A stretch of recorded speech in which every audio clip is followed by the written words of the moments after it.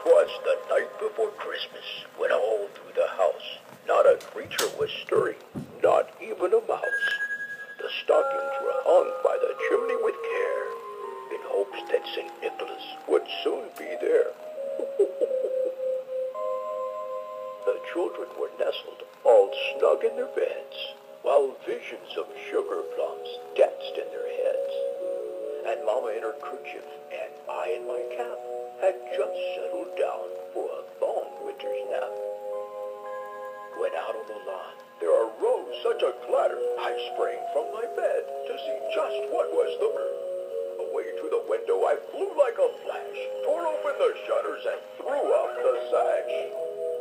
The moon on the breast of the new-fallen snow gave the luster of midday to objects below, when what to my wondering eye should appear but a miniature sleigh and 8 tiny reindeer. With a little old driver, so lively and quick, I knew in a moment it must be Saint Nick. More rapid than eagles, his coursers they came, and he whistled and shouted and called them by name. Now Dasher, Dancer, now Prancer and Vixen, on Comet, on Cupid, on Donner and Blitzen.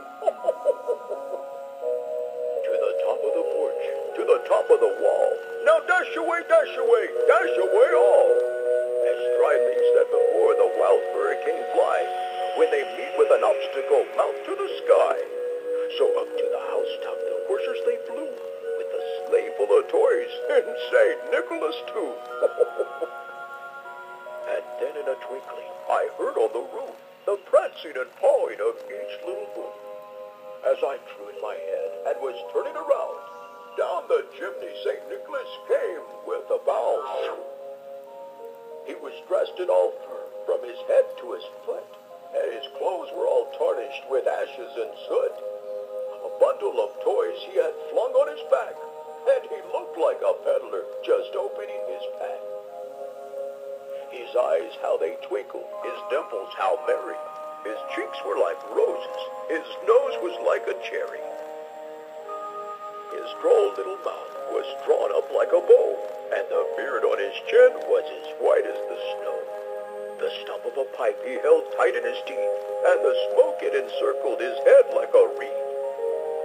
He had a broad face and a little round belly that shook when he laughed like a bowl full of jelly.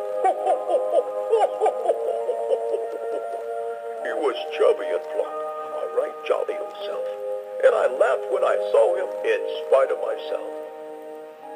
A wink of his eye and a twist of his head soon gave me to know I had nothing to dread.